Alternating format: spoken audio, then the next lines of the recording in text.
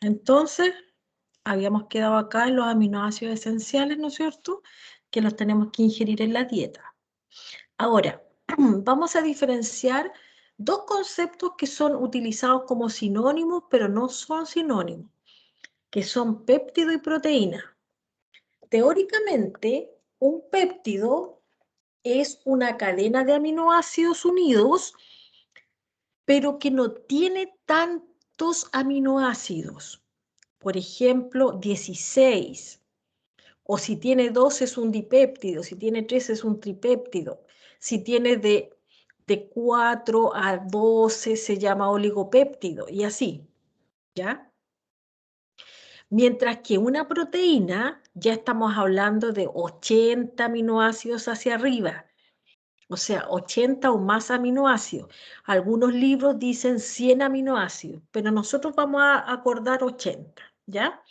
Sobre 80, de 80 hacia arriba, vamos a hablar de proteína. Y antes de eso, vamos a hablar de péptido solamente. El enlace que une a los monómeros de las proteínas es el enlace peptídico. Para poder entender el enlace peptídico tenemos que ubicarnos. Estamos con un aminoácido que es el 1 y con el aminoácido que está al lado que es el 2. Aquí está el grupo amino, ¿no es cierto? Aquí está el grupo carboxilo. Aquí está el amino, aquí está el carboxilo y aquí está el R de cada uno. Cuando va a formarse el enlace peptídico, el grupo carboxilo aporta un OH y el grupo amino del aminoácido 2 aporta un hidrógeno. Con esto se forma una molécula de agua. Por lo tanto, es una reacción de deshidratación o condensación. Y este carbono va a quedar unido directamente con ese nitrógeno. Por lo tanto, este carbono queda unido con este nitrógeno del aminoácido 2 y ese es nuestro enlace peptídico, ¿ya? Ese que está marcado con la flechita es nuestro enlace peptídico. Entonces ahora no tenemos dos aminoácidos sueltos, tenemos un dipéptido. ¿Alguna duda del enlace peptídico?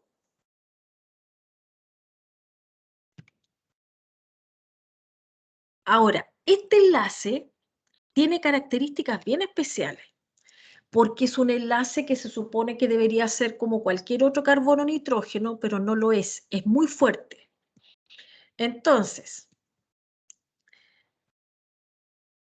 se parece a un doble enlace, pero no lo es. Como se parece a un doble enlace, no permite que gire el carbono y el nitrógeno. Y todos los átomos que están unidos al carbono y nitrógeno se encuentran en un mismo plano y van a tener distancias y ángulos característicos. Esto ocurre porque el enlace carbono-nitrógeno del enlace peptídico, ojo, del enlace peptídico, es más corto que la mayor parte de los otros enlaces carbono-nitrógeno, pero es más largo que uno doble. Por ejemplo, aquí tenemos un carbono-nitrógeno simple, que es nuestro enlace peptídico, nos va a quedar a una distancia de 1,32 Angstrom. No me interesa que se aprendan el número, sino que esto. Otro carbono nitrógeno, ¿ya? En cualquier otra molécula, no en el peptídico, va a tener una distancia de 1,487 Angstrom. Y un enlace doble entre el carbono y el nitrógeno, doble, va a tener una distancia de 1,27. Entonces, como vemos, el carbono-nitrógeno del peptídico se ubica aquí entre medio, ¿ya? Entonces está como que quiere ser simple y como que quiere ser también doble, ¿ya? está entre medio. Por eso que es muy fuerte.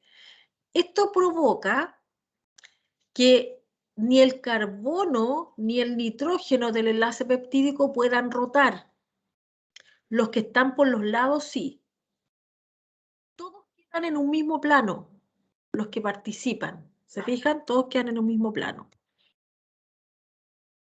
Tienen ángulos característicos. No es necesario que se lo aprendan, solamente les estoy comentando que se da esto y esto permite formar las estructuras que vienen más adelante.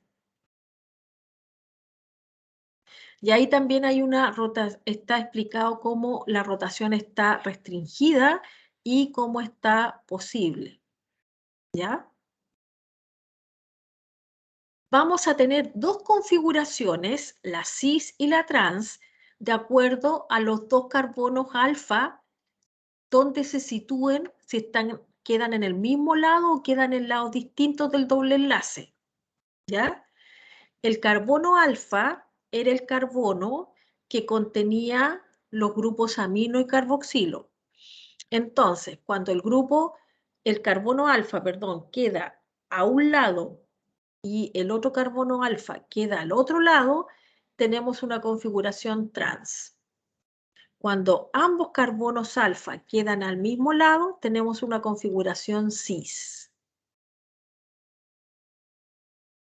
Estas configuraciones también hacen que la estructura de las proteínas sea determinada, o sea que no se van a enrollar de cualquier forma. Vamos a tener distintos niveles de estructura de las proteínas, que los vamos a ir viendo ahora. Estructura primaria es la secuencia de aminoácidos en una cadena peptídica o polipeptídica. Por ejemplo, la hormona insulina, que es proteica, tiene dos cadenas polipeptídicas, la A y la B, y que se ensamblan en un orden determinado, dado por todo lo que comentamos anteriormente de que tienen una restricción de ángulo, una restricción de distancia, de rotación, etc. Entonces, si vemos esta cadena, que es la A, y aquí tenemos la cadena que es la B, están unidos, miren qué lindo, por enlaces puente disulfuro. Ahí tenemos un enlace puente disulfuro. Hay otro y hay otro. Ya. Entonces, esta proteína puede plegarse, pero no se va a levantar del plano. ¿Ya? No va a hacer esto, que ahí se está levantando del plano. ¿Ya? Puede plegarse ahí, pero no se va a levantar. Entonces, vamos a tener que la primera cadena comienza con glicina en el extremo amino terminal. Mientras que la cadena B y termina con asparragina, y mientras que la cadena B es diferente, empieza con fenilalanina y termina con alanina. ¿Ya?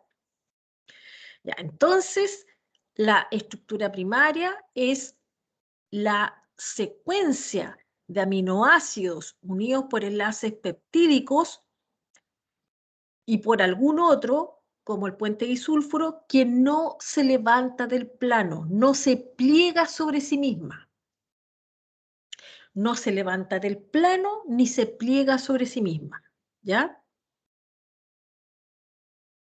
Entonces, esta no. Esta sí, esta es la primaria. Esta va a pasar a ser secundaria. Y la secuencia de una proteína, que viene determinada por los genes, ¿no es cierto?, por el material genético, el ADN, del gen que codifica para esta proteína, o si tiene subunidades, va a codificar para alguna de las subunidades, es el que va a determinar esta secuencia y la secuencia a su vez va a determinar qué forma adopta la proteína. Si cambiamos solo un aminoácido, la proteína puede ver afectada su estructura y por lo tanto su función. Un aminoácido, imagínense. La estructura secundaria ya se refiere a cierto nivel de plegamiento, pero local, o sea, no se pliega sobre sí misma, ¿ya? Sino que va a interactuar el esqueleto con su esqueleto. No sé si me doy a entender. O sea, la misma cadena polipeptídica va a empezar a enrollarse y deja hacia afuera los grupos R. Los grupos R no participan en el enrollamiento. Y vamos a tener la hélice alfa o la lámina beta plegada o beta plegada. Ambas estructuras tienen su forma mediante puentes de hidrógeno. Esto es súper importante, puentes de hidrógeno. ¿Entre quiénes se van a formar este puente de hidrógeno? Entre el oxígeno del carbonilo de un aminoácido y el hidrógeno del grupo amino de otro. Veámoslo. No pude agrandar más la imagen, ¿ya? Veamos acá. Aquí tenemos un grupo amino, ¿no es cierto? No sé si lo ven. El NH está ahí como NH nomás. Y aquí tenemos este que era carboxilo y que como ahora está unido al nitrógeno y al otro que está aquí al lado, se convierte en un grupo carbonilo. Entonces, este es el carbonilo que proviene del carboxilo.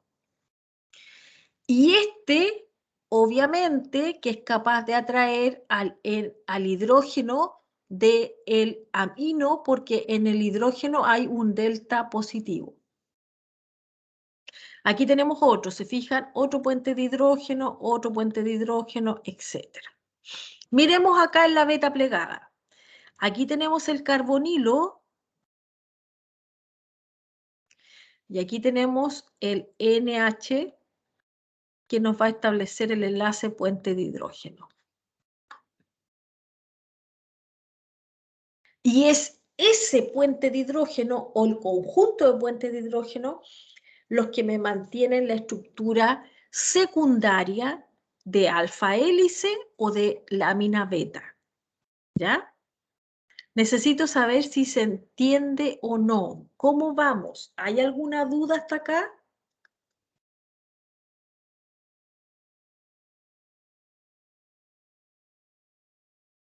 Seguimos entonces. No hay nada.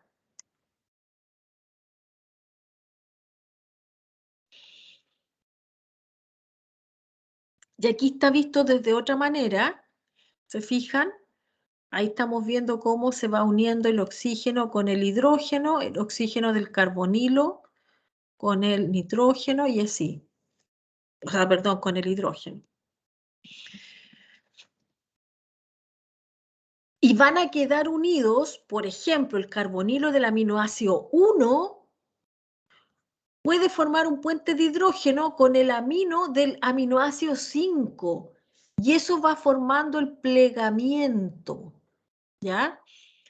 Entonces, aquí puede estar el 1 y aquí puede estar el 5 y pueden estar formando el enlace puente de hidrógeno. Fíjense en un detalle. Los grupos R quedan sobresaliendo, ¿no es cierto? Quedan hacia afuera y no participan en la formación de la estructura. ¿Ya? ¿Se fijan? Y al estar así libres, por decirlo de alguna forma, podrían interactuar con el medio. Podrían interactuar con el medio. ¿Qué pasa si yo le agrego protones? O sea, si acidifico el medio. Si yo aumento la concentración de protones, voy a estar bajando el pH, o sea, estoy poniéndolo ácido. ¿Qué pasa si yo tengo esta proteína en solución y le agrego muchos protones, o sea, mucho ácido?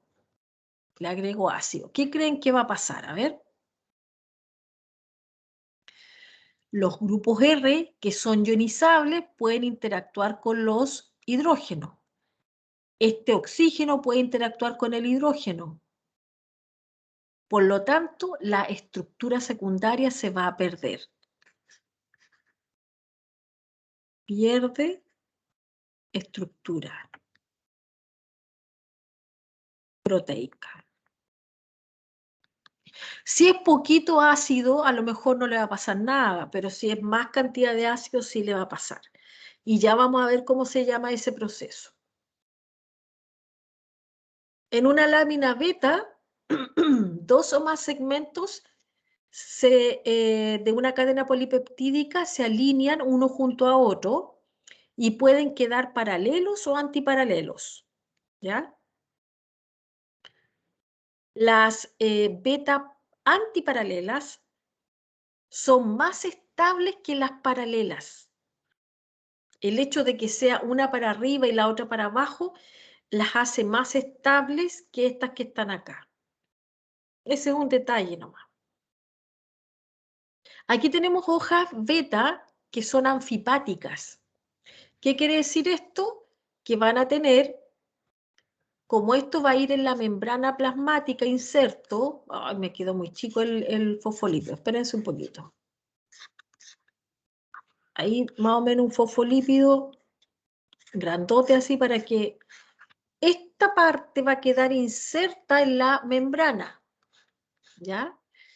Y estos que se llaman loops, ¿ya? Estos que están aquí, no van a quedar en la membrana, por lo tanto van a estar expuestos a medio acuoso.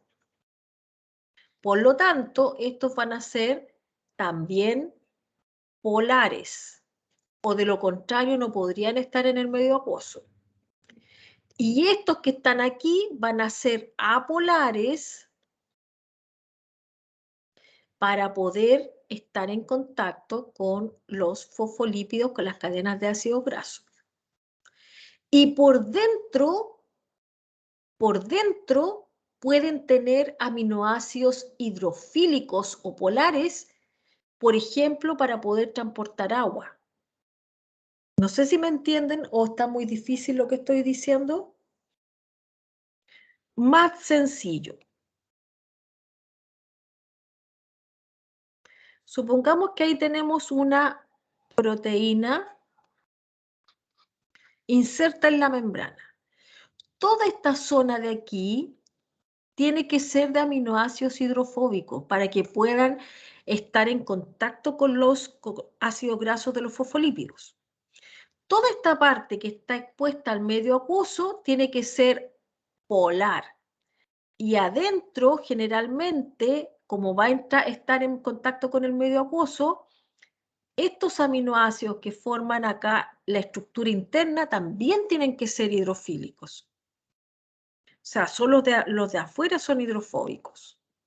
Por eso que son también anfipáticas, tienen una parte que es polar y otra que es apolar. Ciertos aminoácidos son más o menos propensos a encontrarse en las láminas alfa o láminas beta. Por ejemplo, esto es solamente un comentario, ¿ya?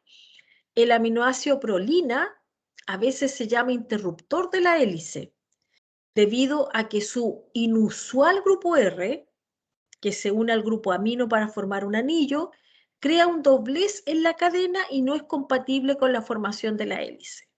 Por lo tanto, es muy difícil que haya prolina en una hélice. Mientras que el triptófano, la tirosina y la fenilalanina, como tienen anillos en su grupo R, son grandes y se encuentran a menudo en las láminas beta. ¿Ya? Ya. ¿Cómo estamos hasta aquí para pasar a la estructura terciaria? ¿Alguna duda?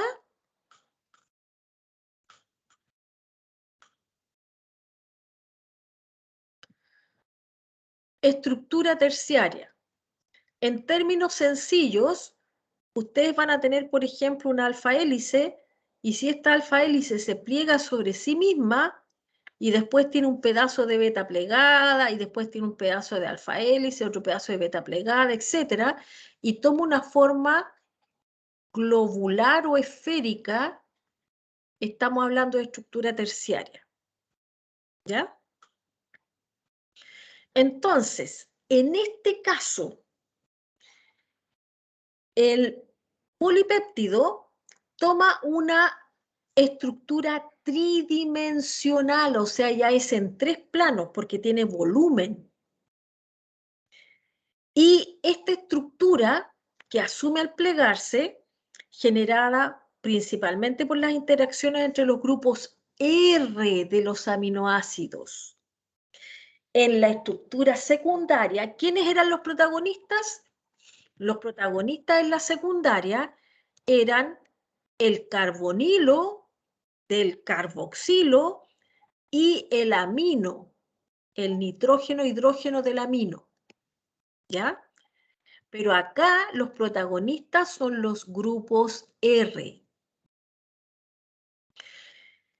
Entonces, las interacciones del grupo R que contribuyen a la estructura terciaria son los que forman enlaces débiles, como por ejemplo un puente de hidrógeno.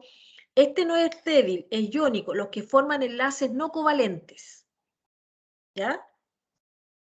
Vamos a poner aquí los no covalentes. Entonces pueden estar los iónicos, que son fuertes, los puentes de hidrógeno, puentes disulfuro, etc. El puente disulfuro es la excepción de los covalentes, ¿ya? Y aquí tenemos el ejemplo. Aquí tenemos el puente disulfuro, que sería el covalente excepcional que puede estar formando parte de la estructura terciaria, pero no es exclusivo de la terciaria. También puede darse en las anteriores. Aquí tenemos un aminoácido con carga negativa frente a un aminoácido con carga positiva, y tenemos una atracción electrostática, o pues, depende de la carga, puede formar un enlace iónico.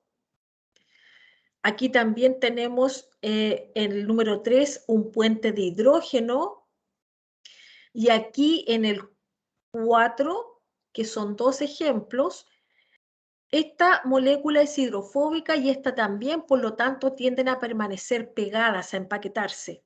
Lo mismo pasa con este grupo y este grupo. ¿Ya? Entonces, todas estas interacciones que se dan entre los grupos R me ayudan a tener esta estructura terciaria. Veámosla poco a poco. Por ejemplo, aquí yo tengo una parte de la proteína y aquí tengo la otra parte, ¿ya?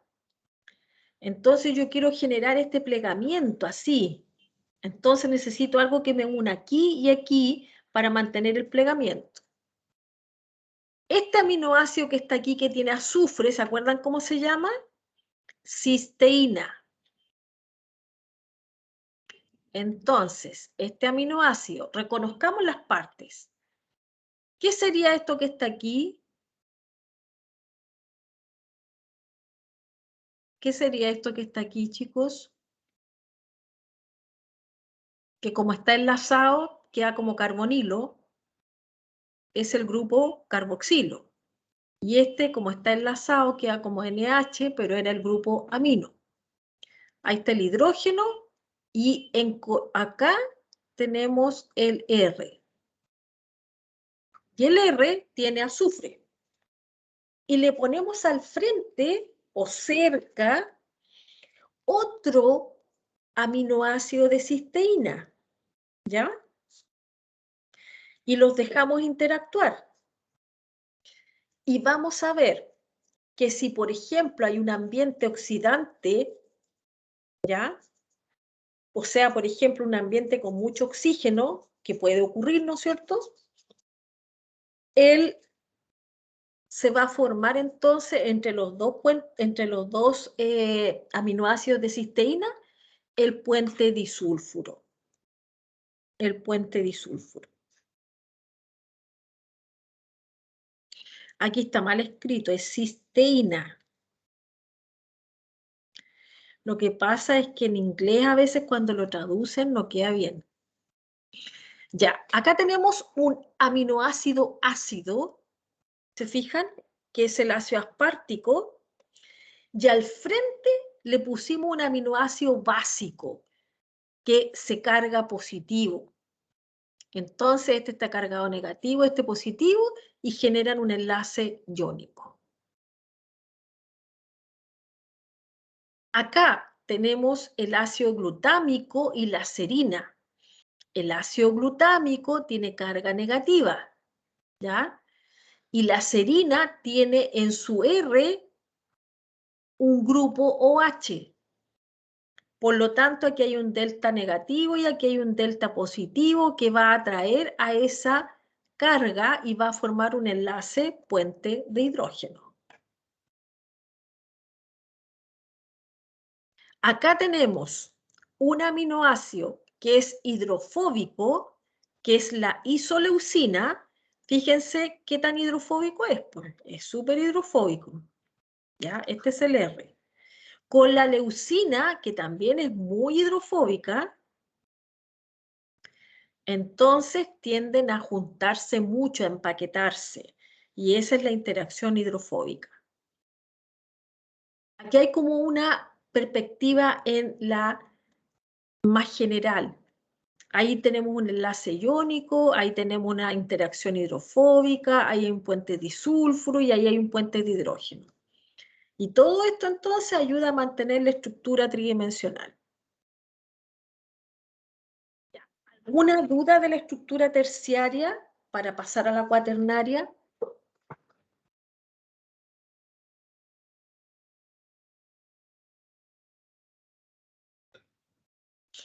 Un detalle, que interactúen principalmente los grupos R para formar la estructura terciaria, no significa que, por ejemplo, aquí pueda haber una parte de alfa hélice. Aquí puede haber una parte de beta plegada. Generalmente la hay, pero como se pliegan sobre sí mismos, entonces ese plegarse sobre sí mismo está hecho principalmente por las interacciones entre los grupos R. Porque los otros ya están listos, pues ya están formando la alfa hélice o la beta plegada. Estructura cuaternaria. La palabra clave para estructura cuaternaria es subunidad. Subunidad o protómero. ¿Ya? Es lo mismo. Si una proteína no tiene subunidades, solo podría llegar hasta el nivel de estructura terciaria. Permiso, pero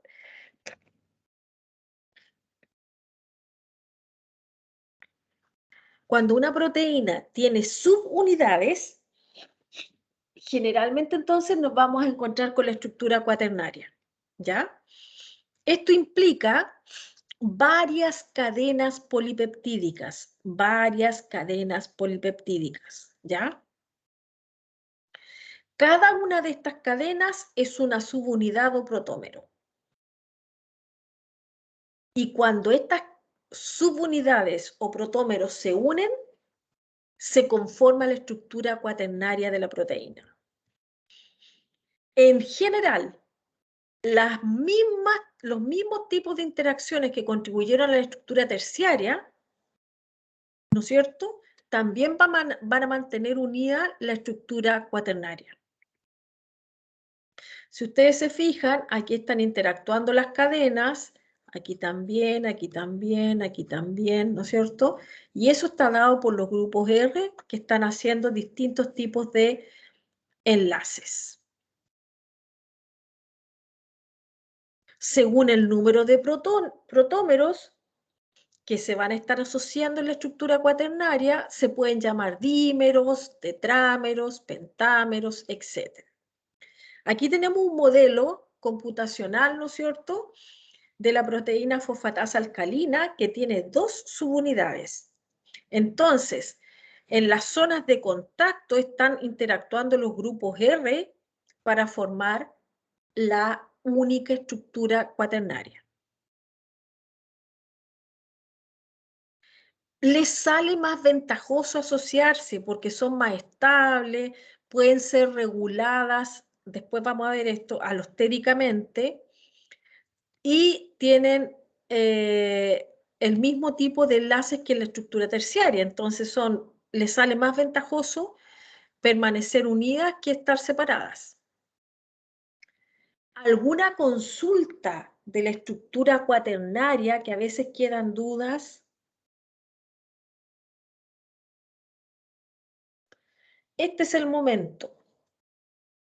Ninguna duda. Ya. Entonces ahora vamos a introducir el concepto de desnaturalización relacionado con qué pasa con el plegamiento de la proteína. Sabemos que cada proteína tiene su forma única, ¿no es cierto? Pero ¿qué pasa si cambiamos el pH? Que yo ya les mostré lo que pasaba, por ejemplo, con la estructura secundaria. Pero va a pasar lo mismo con la estructura terciaria y con la cuaternaria. Si yo cambio el pH del entorno de una proteína, o si la expongo, por ejemplo, a una sustancia química fuerte, o le agrego mucha energía calórica, las interacciones que están permitiendo la estructura secundaria, terciaria y cuaternaria se pueden perder. Y podemos obtener como resultado solamente la cadena de aminoácidos unidos por enlaces peptídicos, es decir, la estructura primaria. Cuando una proteína pierde su estructura de mayor orden, pero permanece su secuencia primaria, se dice que se desnaturalizó. Y obviamente que deja de ser funcional, ¿no es cierto? Ya no puede ser funcional, pues si no tiene la estructura. Aquí tenemos, por ejemplo, una proteína, se le agregó urea, que es un agente desnaturalizante, y perdió todas las estructuras secundaria, terciaria y cuaternaria, y quedó simplemente aminoácidos unidos por enlaces peptídicos. Aminoácidos unidos por enlaces peptídicos, o sea, la estructura primaria. Obviamente que esta estructura primaria no funciona. No hace la función que hace esta que está acá. Si el agente desnaturalizante es retirado, muchas veces la proteína puede recuperar su estado nativo. El estado nativo es la estructura que adopta la proteína funcional, ¿ya? O sea, es la estructura que le corresponde. Cuando una proteína se desnaturaliza, va a disminuir drásticamente su solubilidad. Incluso se vuelve tan insoluble que puede precipitar. O sea, si aquí tengo en un tubo una proteína que se desnaturalizó, lo más probable es que esa proteína se ponga más viscosa, se ponga más densa y se precipite aquí, quede en el fondo. ¿Ya? Mientras que aquí está soluble, interactuando en solución, acá precipita. Pierde todas sus funciones biológicas y además, y además se altera la viscosidad, que es la resistencia a fluir, y disminuye el coeficiente de difusión, por eso precipita. Algunas proteínas pueden volver a plegarse y otras no, ¿ya? Cuando la proteína puede volver a plegarse, permiso, que sería este ejemplo, estamos hablando de una desnaturalización reversible.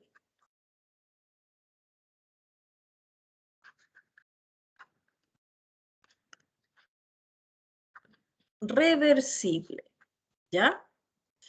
Pero hay otros casos en que no, aunque ustedes saquen el agente desnaturalizante, la proteína no se puede volver a plegar, ¿ya? Incluso cuando una proteína se plegó a su forma nativa, tuvo que ser ayudada originalmente por un grupo de proteínas que son las chaperonas o chaperoninas. Estas chaperonas son proteínas también que se pegan a la proteína que va a ser plegada y la ayudan a tener el plegamiento correcto, ¿ya? Entonces, imagínense, si tiene chaperona y ustedes más encima la desnaturalizaron, tendrían que sacar el agente desnaturalizante y poner chaperonas para que se pudiera volver a plegar. En ese caso, estamos hablando de una desnaturalización irreversible, ¿ya? ¿Se entiende? Una irreversible, una desnaturalización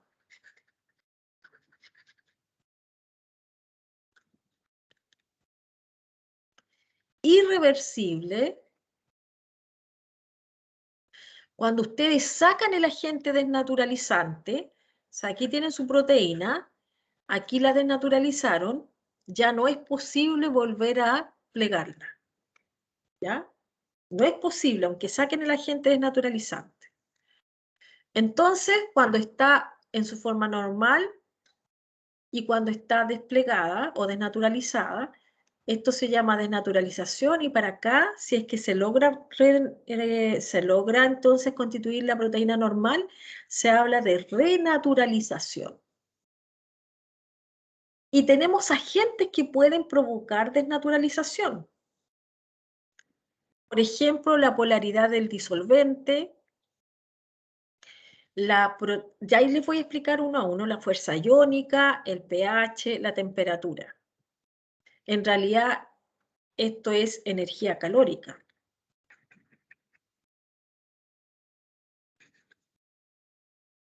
Medida en temperatura. Y aquí está lo que yo les decía, miren, con monitos más bonitos. Tenemos la desnaturalización reversible, que ustedes lo desnaturalizan y después la pueden volver a renaturalizar. Y la irreversible, por ejemplo, la clara de huevo, que es albúmina. La clara de huevo está hecha principalmente de proteína albúmina. Entonces, cuando ustedes le aplican energía calórica a la proteína albúmina, que sería cuando uno echa a freír el huevito, la clara se vuelve blanca y consistente, ¿no es cierto? Y aunque ustedes bajen la temperatura, aunque saquen la energía calórica y lo enfríen, no vuelve a tomar su estructura coloidal, porque en un principio es un coloide de estructura terciaria. El coloide es como la clara de huevo, la célula es como la clara de huevo, que puede ser un poquito más espesa o un poquito más clara. ¿Se acuerdan? Más liviana. ¿Se acuerdan de eso cuando vimos agua? Y nos falta solamente ver el efecto del pH sobre la actividad enzimática. En el eje X yo tengo el pH, en el eje Y tengo actividad en porcentaje. Aquí estoy viendo el efecto del pH en una actividad enzimática, obviamente de una enzima proteica, ¿ya? ¿Por qué estoy haciendo esto? Porque prácticamente todas las enzimas son proteicas. Ustedes saben que hay una excepción.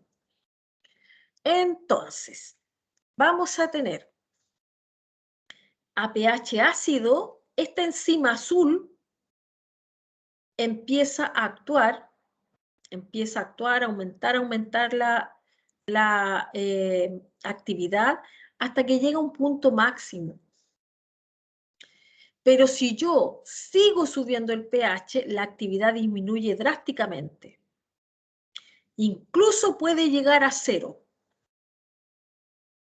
¿Ya? el pH óptimo de esta enzima es ácido.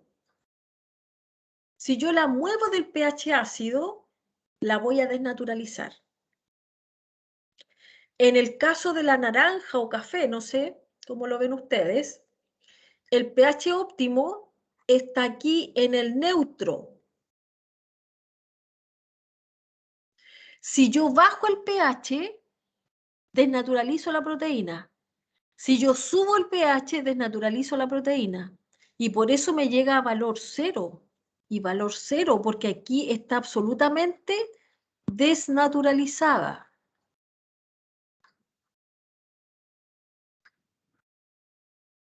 ¿Ya?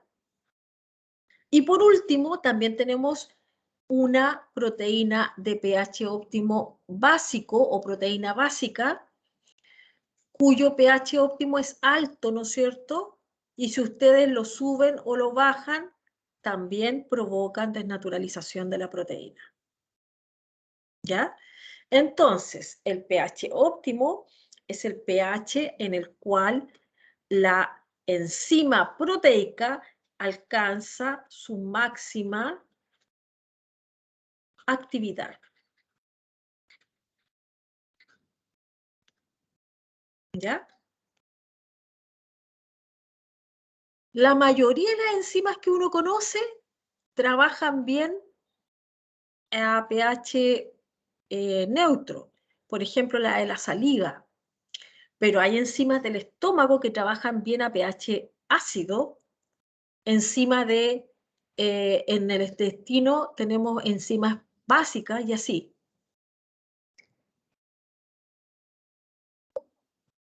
De ahí la importancia de los sistemas tampón. ¿Qué es un tampón o buffer, como ustedes quieran llamarlo? Un tampón o buffer.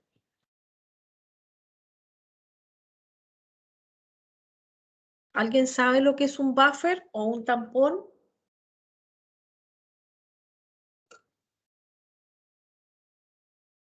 Es como algo que participa en las reacciones de ácido-base para neutralizarlo. Muy bien. Y en los sistemas biológicos, el buffer impide que suba muy brusco o baje muy brusco el pH. ¿Ya?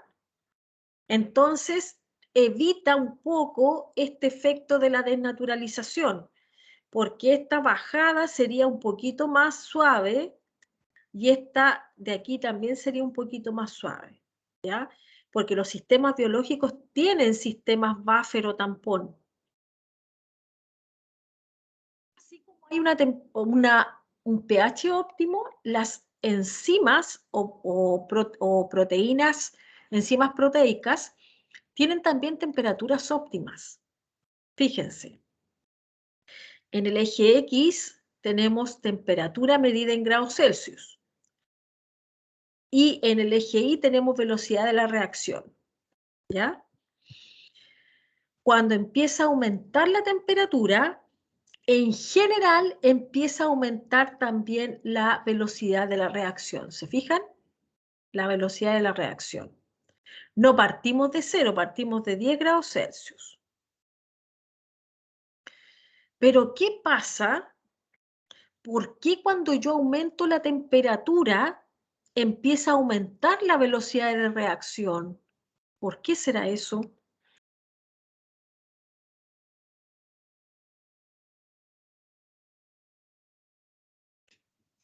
¿Por qué si aumento la temperatura en un principio, partiendo desde 10 grados Celsius, empieza a aumentar la temperatura, empieza a aumentar la actividad de la enzima? ¿Por qué ocurrirá eso? ¿Qué le está aportando la temperatura? Que no es temperatura, ¿no es cierto? Es una medida de la energía calórica. Entonces, cuando tenemos una molécula y aquí tenemos otra molécula, para que reaccionen, yo necesito que se encuentren, que choquen, se encuentren, ¿no es cierto?, para que se forme el producto. Lo que hacen las enzimas es tomar este reactivo y tomar este reactivo y darle las condiciones óptimas para que puedan generarse el producto rápidamente. Si la enzima tiene poquita energía calórica, también va a tener poca energía cinética. ¿Se acuerdan que se intercambian? Por lo tanto, esta pobre enzima no se va a poder ni mover. En cambio, si yo le aumento la energía cinética o calórica, se empieza a mover y es más fácil que se produzca la reacción. ¿Ya? Pero fíjense ustedes que llegamos también a un máximo, que sería este punto de aquí, ¿ya? Donde tenemos entonces la máxima actividad enzimática. Y en ese caso, estamos hablando de una temperatura óptima, ¿ya? Una temperatura óptima donde se alcanza el máximo de actividad. ¿Qué pasará si yo sigo? Dime. Esa es como la temperatura a la que está el cuerpo generalmente, los En 36, el 37 caso, grados. claro, en el caso de las enzimas que tenemos nosotros, sería 37 grados. Claro, sería la temperatura óptima de nuestras enzimas. Por ejemplo, cuando trabajemos con la amilasa salival, les estoy dando la respuesta, pero la temperatura óptima va a ser 37, porque está en la saliva, está en nosotros. Ya, ahora, ¿qué pasa si yo llego al óptimo y sigo aumentando la temperatura? ¿Qué va a pasar aquí? ¿Qué pasa cuando yo le agrego energía calórica a un puente de hidrógeno, por ejemplo?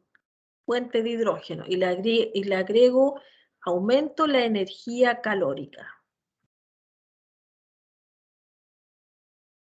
El puente de hidrógeno es el primero que se rompe.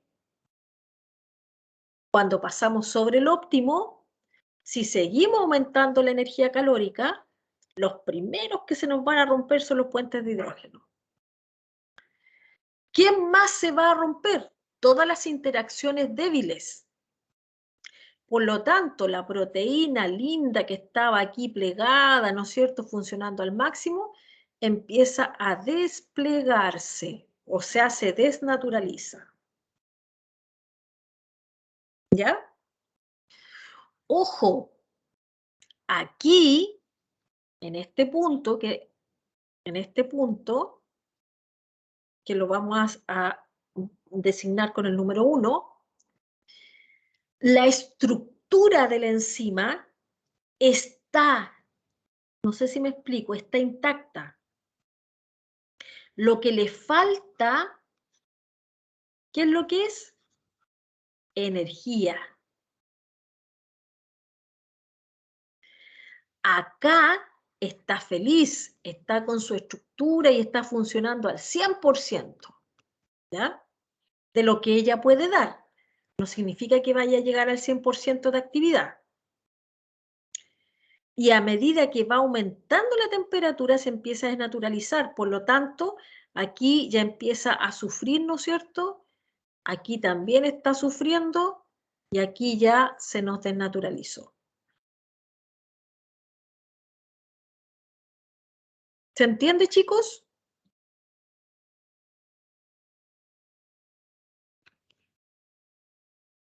¿Alguna duda?